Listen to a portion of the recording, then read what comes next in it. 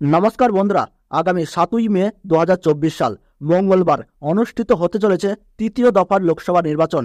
এই লোকসভা নির্বাচনে পশ্চিমবঙ্গের কোন কোন আসনে নির্বাচন হতে চলেছে, এছাড়াও পশ্চিমবঙ্গে কোন দল তৃতীয় দফার লোকসভা নির্বাচনের পর পিছুতে চলেছে, এছাড়াও কোন দল সর্বাধিক আসন জয়লাভ করতে পারে, তা আপনাদের সাথে শেয়ার করব এই ভিডিওটির মাধ্যমে।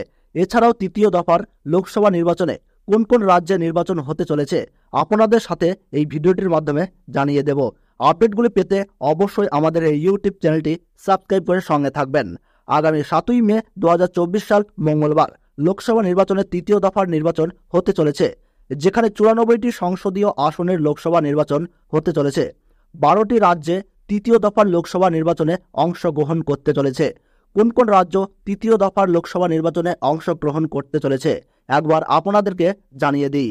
আসামের 4টি সংসদীয় আসনে এই বছর বা তৃতীয় দফার লোকসভা নির্বাচন হতে চলেছে।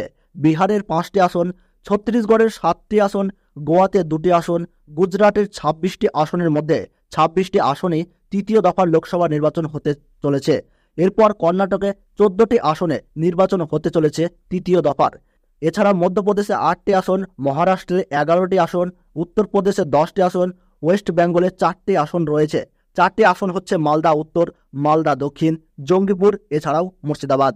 এই সমস্ত জায়গাতে আপনাদের তৃতীয় দফার লোকসভা নির্বাচন হতে চলেছে।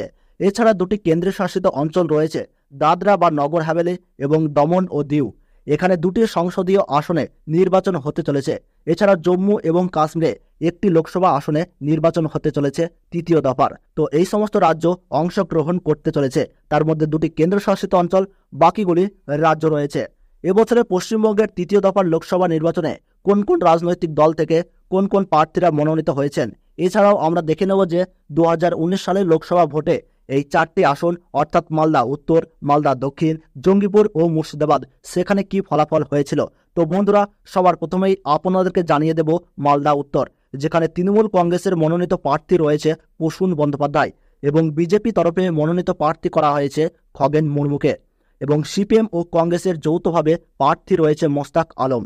এছাড়াও আইএসএফ প্রার্থী রয়েছে মোহাম্মদ সোহেল।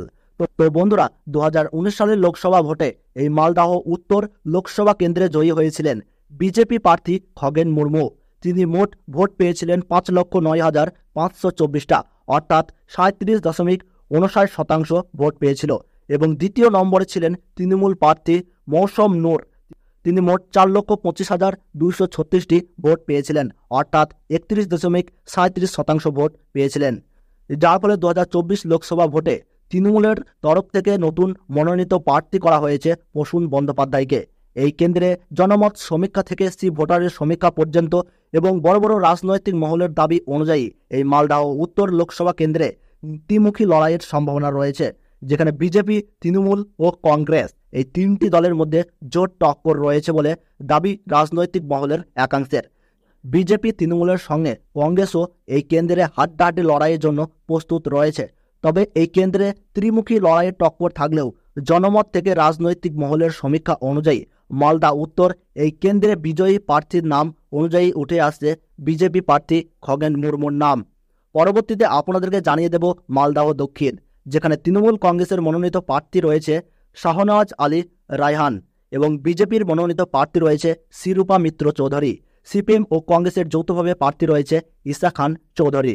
তো বন্ধুরা, 2019 সালের লোকসভা ভোটে এই মালদাহ দক্ষিণ লোকসভা কেন্দ্রে জয়ী হয়েছিলেন কংগ্রেস প্রার্থী আবু হাসেম খান চৌধুরী ওরফে ডালু। তিনি মোট ভোট পেয়েছিলেন 4,44,270টি, অর্থাৎ তার ভোটের শতাংশ ছিল 34.71%। এবং দ্বিতীয় নম্বরে ছিলেন বিজেপি প্রার্থী শিরূপা মিত্র চৌধুরী। তিনি মোট 4,36,048টা ভোট পেয়েছিলেন, অর্থাৎ 34.07% ভোট পেয়েছিলেন। এবং তৃতীয় নম্বরে ছিলেন তৃণমূল মনোনীত প্রার্থী মোহাম্মদ মোয়াজ্জেম হোসেন। তিনি 3,51,353টি ভোট পেয়েছিলেন, অর্থাৎ 27.45% ভোট পেয়েছিলেন। এই কেন্দ্রে জনমত সমীক্ষা থেকে ভোটার এবং বড় বড় রাজনৈতিক মহলের একাংশের দাবি অনুযায়ী এই মালদা দক্ষিণ লোকসভা কেন্দ্রে ত্রিমুখী লড়াইয়ের টক্কর চলছে। এই টক্কর কংগ্রেস, বিজেপি ও তৃণমূলের মধ্যে রয়েছে। রাজনৈতিক মহলের সমীক্ষা অনুযায়ী পশ্চিমবঙ্গের 42টি লোকসভা কেন্দ্রের মধ্যে মালদাহ দক্ষিণ এই লোকসভা কেন্দ্রে ত্রিদলীয় হাড্ডাহাড্ডি লড়াই বেশ জমজমাট হয়ে উঠেছে। একটু এদিক ওদিক হলেই ফলাফল পাল্টে যাওয়ার সম্ভাবনা থাকছে। তবে 2024 লোকসভা ভোটে কংগ্রেসের তরফে যদি গতবারের বিজয়ী প্রার্থী আবু হাসেম খান চৌধুরী যদি মনোনীত হতেন, তাহলে কংগ্রেসের তরফে এই আসনটি ধরে রাখার সম্ভাবনা ছিল। যার জন্য এই লোকসভা কেন্দ্রে রাজনৈতিক মহলের দাবি অনুযায়ী এই কেন্দ্রে জয়লাভ করতে চলেছে বিজেপি প্রার্থী শিরূপা মিত্র চৌধুরী, যিনি 2019 সালে লোকসভা ভোটে মাত্র 8,000 ভোটে হেরেছিল এই আসনে। তবে এই কেন্দ্রে পিছিয়ে নেয় তৃণমূল কংগ্রেসের মনোনীত প্রার্থী শাহনওয়াজ আলী রায়হান। এই কেন্দ্রে বিজেপি প্রার্থী এগিয়ে থাকলেও এখন জনগণ কি রায় দেয় সেদিকেই চোখ সবার। পরবর্তীতে আপনাদেরকে জানিয়ে দেব জঙ্গিপুর, যেখানে তৃণমূল কংগ্রেসের মনোনীত প্রার্থী করা হয়েছে খলিলুর রহমানকে এবং বিজেপির মনোনীত প্রার্থী রয়েছে ধনঞ্জয় ঘোষ। সিপিএম ও কংগ্রেসের যৌথভাবে রয়েছে মোহাম্মদ মুর্তজা হোসেন এবং আইএসএফ প্রার্থী রয়েছে শাহজাহান বিশ্বাস। তো বন্ধুরা, 2019 সালের লোকসভা ভোটে এই মালদহ দক্ষিণ লোকসভা কেন্দ্রে জয়ী হয়েছিলেন তৃণমূল প্রার্থী খলিলুর রহমান। তিনি মোট ভোট পেয়েছিলেন 5,62,838টা, অর্থাৎ 43.14%। এবং দ্বিতীয় নম্বরে ছিলেন বিজেপি প্রার্থী মাহফুজা খাতুন। তিনি 3,17,056টা ভোট পেয়েছিলেন, অর্থাৎ 24.30% ছিল তার ভোটের হার। এবং তৃতীয় নম্বর ছিলেন কংগ্রেসের মনোনীত প্রার্থী অভিজিৎ মুখোপাধ্যায়। তিনি 2,55,836টি ভোট পেয়েছিলেন, অর্থাৎ 19.61% ভোট পেয়েছিলেন। এই কেন্দ্রে জনমত সমীক্ষা থেকে বড় বড় রাজনৈতিক মহলের একাংশের দাবি অনুযায়ী এই জঙ্গিপুর লোকসভা কেন্দ্রে দ্বিমুখী লড়াইয়ের টক্কর চলছে। এই টক্কর গতবারের জয়ী দল তৃণমূলের সঙ্গে বিজেপির। রাজনৈতিক মহলের দাবি অনুযায়ী জঙ্গিপুর লোকসভা কেন্দ্রে অ্যাডভান্টেজ রয়েছে গতবারের তৃণমূল মনোনীত বিজয়ী প্রার্থী খলিলুর রহমানের। তবে এই লোকসভা কেন্দ্রে জেতার জন্য উঠে পড়ে লেগেছে বিজেপিও তারা এই লোকসভা আসনটি ছিনিয়ে নেওয়ার জন্য তেলঘাম ছোটাচ্ছে।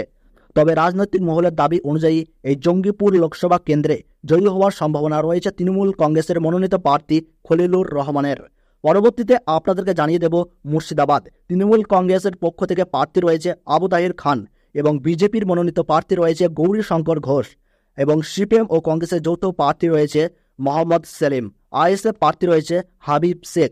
তো বন্ধুরা, 2019 সালের লোকসভা ভোটে এই মুর্শিদাবাদ লোকসভা কেন্দ্রে জয়ী হয়েছিলেন তৃণমূল প্রার্থী আবু তাহির খান। তিনি মোট ভোট পেয়েছিলেন 6,04,346টা, অর্থাৎ 41.56%।